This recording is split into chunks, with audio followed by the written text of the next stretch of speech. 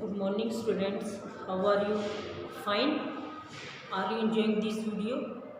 अच्छा, वीडियो से आप बेटा जो जो इम्पोर्टेंट पॉइंट है वो लिख लिया करो, क्योंकि वीडियो में बहुत सारे मैं ऐसे पॉइंट्स भी बताती हूँ जो आपके एनसीईआरटी में प्रॉपर वे में गिवन नहीं है। चलो, we were doing the chapter sound और I have sent 2 videos of sound. और साउंड में मैंने आपको लास्ट टाइम क्या बताया था, ऑडिबल और इनऑडिबल साउंड्स। ठीक है, how can sound propagate, sound need a medium to propagate, it will be solid, liquid और गैस। मतलब तीनों में से कोई एक इसको मीडियम चाहिए ही चाहिए। विदाउट मीडियम और ये में से vacuum, sound can not travel in vacuum. ये सभी चीज़ें मैंने आपको बता दी थी। इसके अलावा मैंने आपको ऑडिबल और इनऑडिबल के बारे में भी बताया था। ऑडिबल साउंड मीन्स जो ह्यूमन बींग्स के लिए ऑडिबल साउंड क्या होते हैं, इन बिटवीन 20 to 20,000 हर्ट्ज, ये आपकी होती है audible sound. Below 20 hertz sound that is called as infra sound, that is not audible to human being, that is audible to elephant. ठीक है, और इसके अलावा मैंने आपको बताया था above 20,000 these are called as ultrasounds या अल्ट्रासोनिक वेव। और इनके बारे में मैंने आपको मेनली बताया था कि they are audible to some animals, human beings के लिए तो ऑडिबल नहीं है। जैसे आपका डॉग है, मंकी है, फॉक्स है, इनके लिए ये ऑडिबल होती है। ठीक है, तो now we will start a new topic that is we hear sound through our ears. अब आपको पता है कि हम कान से ही सुनते हैं, अगर कान ना हो तो क्या हम सुन पाएंगे? आप 2 मिनट के लिए अपने just hold as in this manner, तो क्या आपको कुछ भी आवाज़ सुनाई देगी? You can not hear. क्यों? क्योंकि आप सिर्फ कानों से सुनते हैं। कान, अगर आपके कान बंद हो, आपने कोई ये मास्क वगैरह लगा रखा हो या कुछ इस तरह से ईयरफोन वगैरह लगा रखे हो, तो आपको कान में कोई भी साउंड सुनाई नहीं देगी। तो we hear sound through our ears. अब वो कैसे सुनते हैं? अब हमारे ईयर्स के भी 3 होते हैं। जैसे ये हमारा है इंटरनल, आउटर ईयर, इसके बाद ये हमारा मिडल और इसके बाद हमारा होगा इनर। ठीक है, आपकी उसमें देखो ये डायग्राम दिया हुआ है, this is our outer, middle और ये है आपका इनर। अब देखो जो आउटर ईयर है, ये देखो दिख रहा है ना बेटा, it look like a microphone.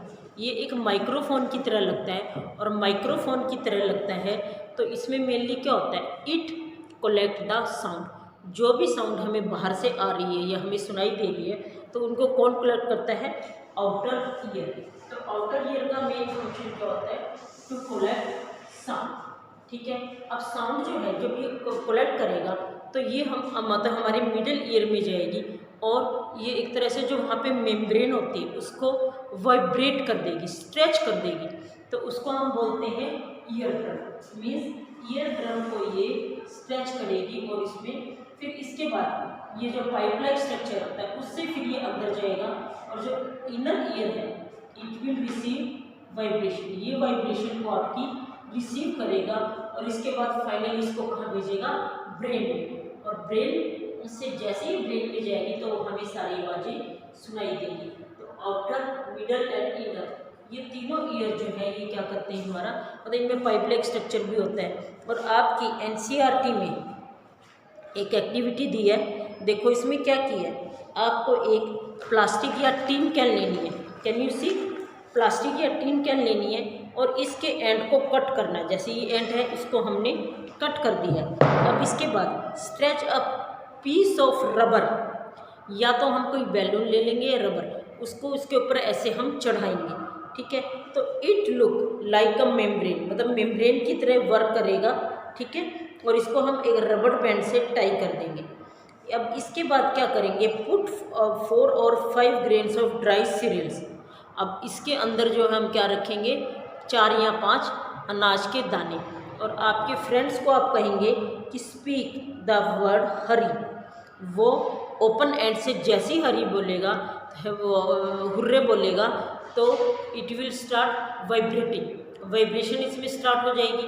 और जैसे ही वाइब्रेशन होगी, हमारा जो स्ट्रेच मेम्ब्रेन है उसमें जैसे ही वाइब्रेशन शुरू होगी तो जो आपके गेहूं के दाने या चावल के दाने जो भी आपने लिए थे वो अप एंड डाउन मूव करने लगते हैं, दे जंप अप एंड डाउन। क्यों? क्योंकि उसमें वाइब्रेशन हुई और वाइब्रेशन से उन्होंने जंप किया, तो इस तरह से उसमें वाइब्रेशन प्रोड्यूस हुई। इसी तरह से हमारे जो कान के अंदर ईयर ड्रम होता है, जैसे ही हमारा आउटर ईयर है वो उसको कलेक्ट करता है, तो ईयर ड्रम से स्ट्रेच होती है, स्ट्रेच होने के बाद वाइब्रेशन होती है और वाइब्रेशन से फिर जो साउंड होती है वो हमारी आगे जाएगी।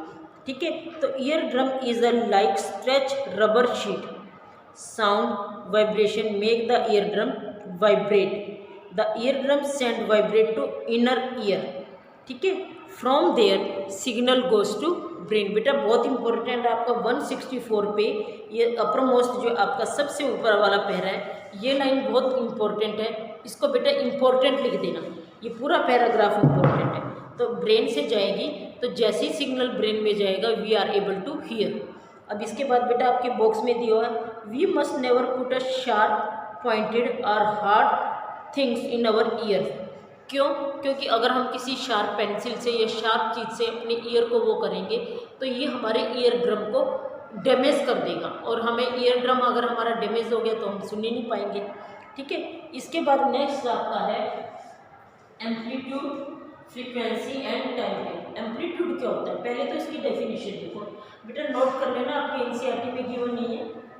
द डिस्प्लेसमेंट ऑफ पार्टिकल्स और object from its mean position to either side. जैसे मान लो हमारा कोई भी एक ऑब्जेक्ट है, ये वाइब्रेट करता है मीन पोजीशन से, या तो यहाँ या यहाँ, इस टाइप से अपने मीन पोजीशन से वाइब्रेट करता है, that it is called amplitude. And amplitude is measured in metre, means amplitude की जो यूनिट होती है वो क्या होती है?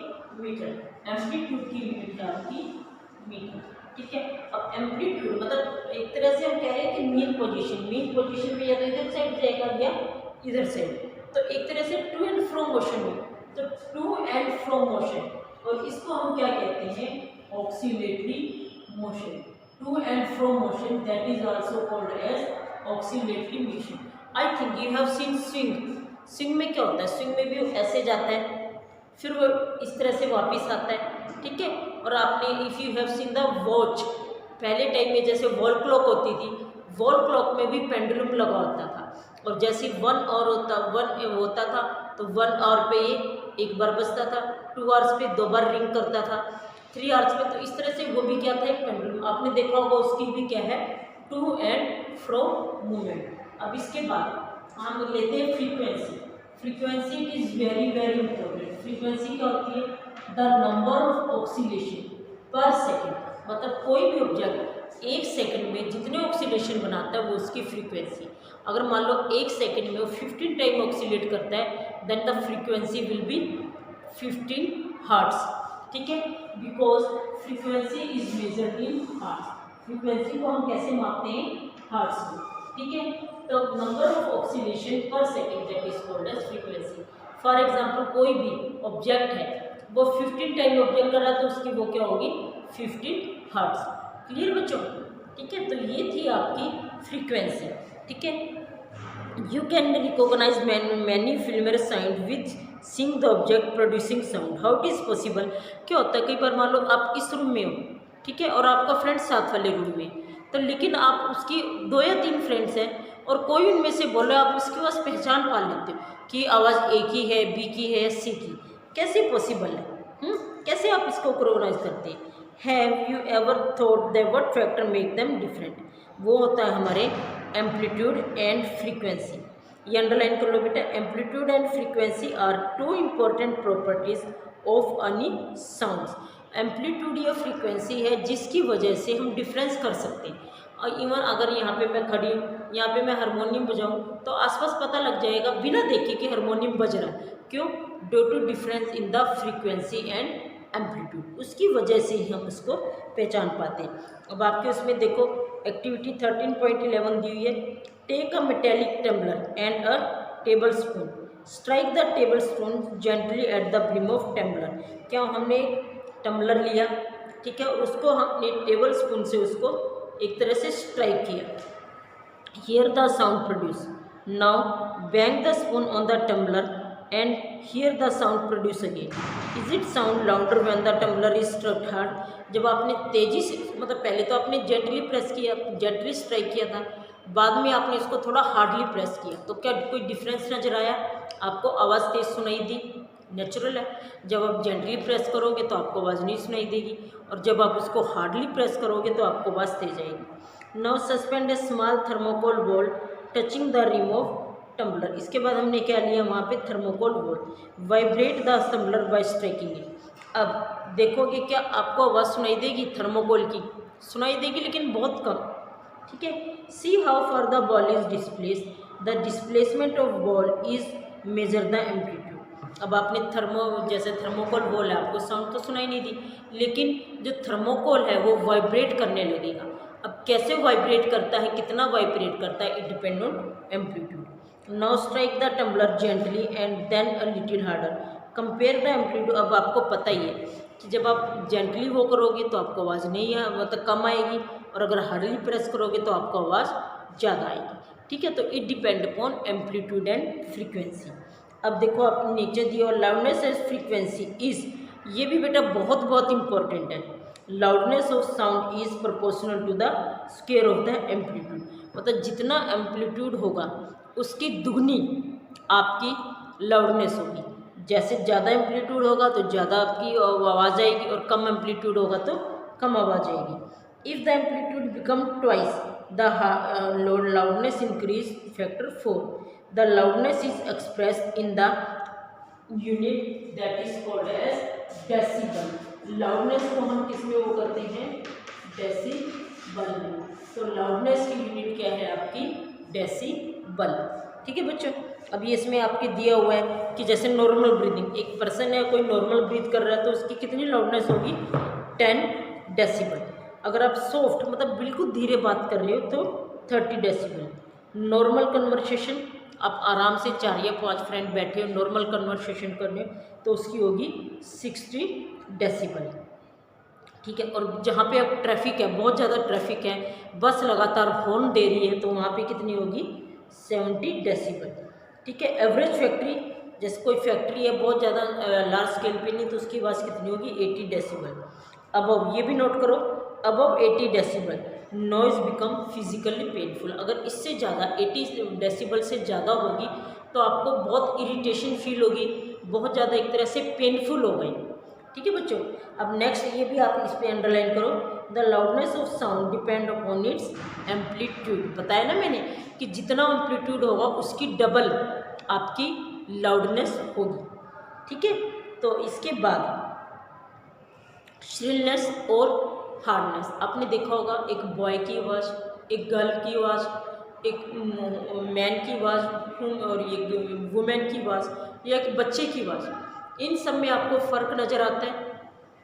You can see the voice of women is shrill, मतलब एक थोड़ी मीठी सी आवाज़ होती है, और बच्चे की आवाज़ ये तो मेलोडियस होती है, बहुत अच्छी लगती है हमें, और मैन की आवाज़ एक हार्ड होती है। क्यों?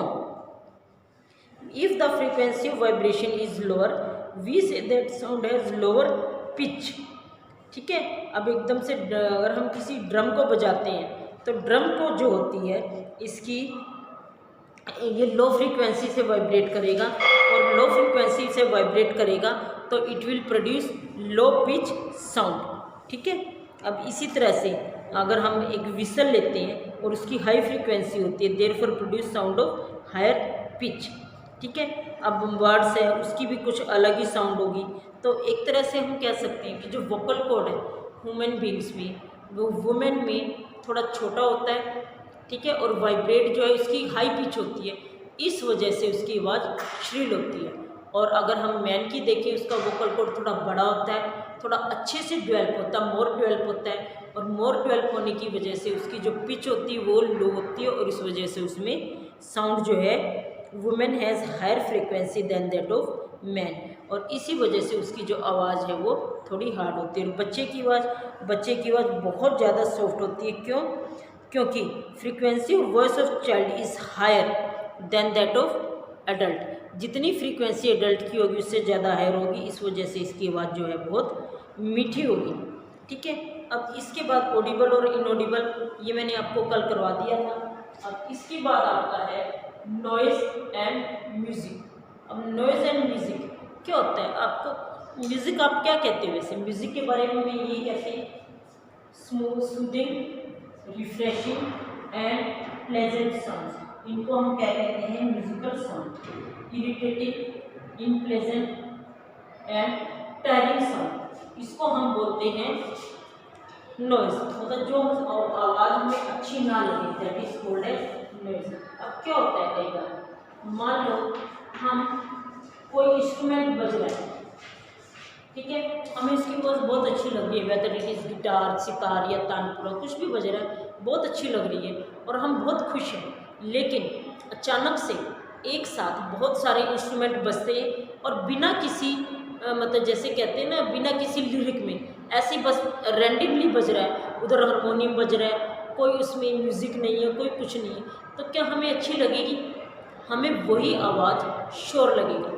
पहले जो आवाज़ हमें रिफ्रेशिंग, शूदिंग लग रही थी, लेकिन जैसे ही बहुत सारे इंस्ट्रूमेंट एक साथ बज गए तो वो हमें अच्छी नहीं लगी। इसी तरह से एक बच्चा है, मैं कोई क्वेश्चनिंग कर रही हूँ, वो बच्चा मुझे आंसर कर रहा है तो मुझे भी अच्छा लगेगा, बच्चे को भी अच्छा लगेगा। लेकिन अगर सभी बच्चे एक साथ शोर करने लगे, एक साथ बोलने लगे, तो ना मुझे सुनाई देगा और वो इरिटेटिंग भी होगा, हाँ, and it will call noise, ठीक है। तो इसको हम कहते हैं नॉइज़। अब नॉइज़ क्या होता है? जो हमें अच्छी लगे sound, that is called as music, और जो साउंड हमें अच्छी ना लगे, that is called as noise. तो एक तरह से स्मॉल इसमें वो है।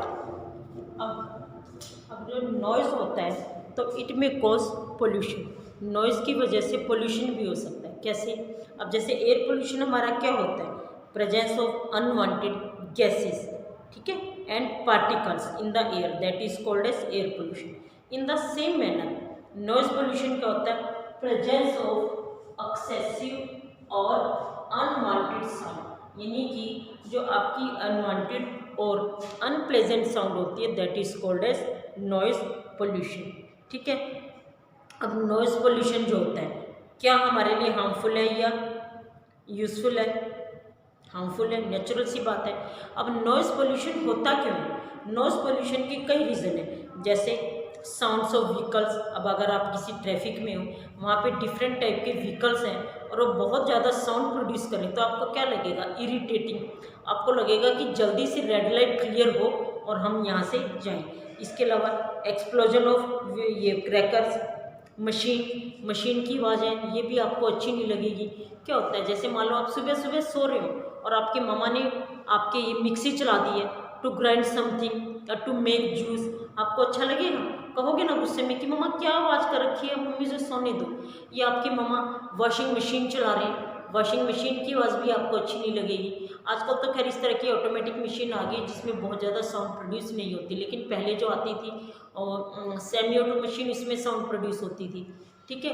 नेक्स्ट, अगर आप ये स्टिचिंग मशीन है, आपकी मम्मी की सिलाई मशीन है, उसमें मम्मा कुछ सील रही है, कुछ स्टिच कर रही है, तब आपको गुस्सा आएगा कि मम्मा हम तो सो रहे थे और आप कितना ये कर रही हैं। मतलब डेजर्ट कूलर्स की भी आवाज़ आती है, एयर कंडीशनर की भी आवाज़ होती है, तो ये सब इरिटेटिंग साउंड प्रोड्यूस करते हैं, दैट इज़ नॉट सूदिंग और रिफ्रेशिंग फॉर अस। तो इनसे क्या प्रोड्यूस होता है? आपका नॉइज़ पोल्यूशन।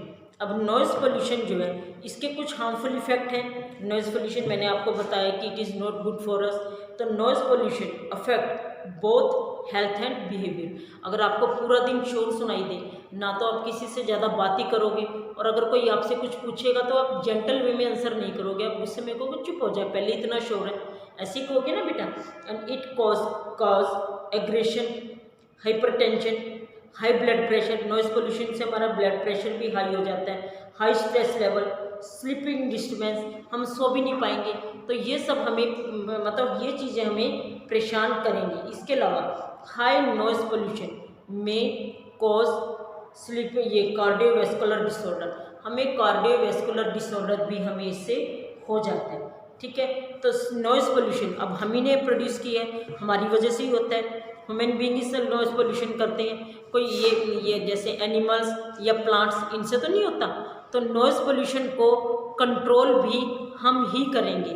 कैसे, जैसे मान लो क्या होता है, मान लो जैसे क्या होता है, व्हीकल्स हैं, इनकी आवाज़ को ज़्यादा वो ना करें, ठीक है। व्हीकल जैसे हमारे हैं, अगर इनमें हम हॉर्न बजाएंगे बार बार, जहाँ पे लिखा होगा नो हॉर्न एरिया और या प्रोन टू हॉर्न, उस पर हम बार बार हॉर्न देंगे तो उससे नॉइज़ पोल्यूशन होगा, ठीक है। तो हमें कम से कम, जैसे हॉर्न है, ये हमें कम से कम यूज़ करना चाहिए जिससे कि नॉइज़ पोल्यूशन ना हो। इसके अलावा noise producing industries should be set up away from the residential area. जैसे रेजिडेंशियल एरिया में अगर ये होंगी तो it will produce sound noise, तो ये हमारे लिए ठीक नहीं होगा। तीसरा क्या होगा कि we should plant more and more trees. क्या होता है, जैसे ट्रीज हैं, इनका जितना ज़्यादा हम लगाएंगे, प्लांट्स क्या होते हैं, it also help in absorbing sound, sound के एब्जॉर्प्शन में भी ये हेल्प करते हैं। तो साउंड जितने ज़्यादा हम ट्रीज लगाएंगे उतना ज़्यादा ये साउंड को एब्जॉर्ब कर लेंगी और इस वजह से हमारा नॉइज़ पोल्यूशन कम होगा, ठीक है बेटा। तो हमें ऐसा कोशिश करनी चाहिए कि जिससे हम कम से कम नॉइज़ करें। खास तौर पे क्लास में भी अगर आप देखो, क्लास में भी अगर आप कम शोर करोगे तब देखना कितना हेल्दी इन्वायरमेंट रहेगा। इसके अलावा आपका एक और टॉपिक दिया हीयरिंग इम्पेयरमेंट। हीयरिंग इम्पेयरमेंट क्या होता है, मतलब जो कोई इंसान सुन ना सके। जो टोटल हीयरिंग इम्पेयरमेंट होती है वो तो थोड़ा रेयर होती है और बाय बर्थ होती है, लेकिन जो पार्शियल इम्पेयरमेंट होती है, जैसे कुछ को थोड़ा बहुत सुनाई नहीं देता, तो it may be due to age factor, due to injury, due to any disease, उसकी वजह से पार्शियल हीयरिंग इम्पेयरमेंट हो जाती है। तो उसको हम कैसे वो कर सकते हैं, जैसे कोई इंसान है जो सुन नहीं सकता या बोल नहीं सकता तो उसके लिए हम साइन लैंग्वेज, आजकल आपको पता है जगह जगह पे इस तरह के स्कूल खुले हुए हैं, तो साइन लैंग्वेज, वो साइन लैंग्वेज से एक दूसरे से सॉरी बच्चों, साइन लैंग्वेज से एक दूसरे से कम्युनिकेट कर सकते हैं, ठीक है।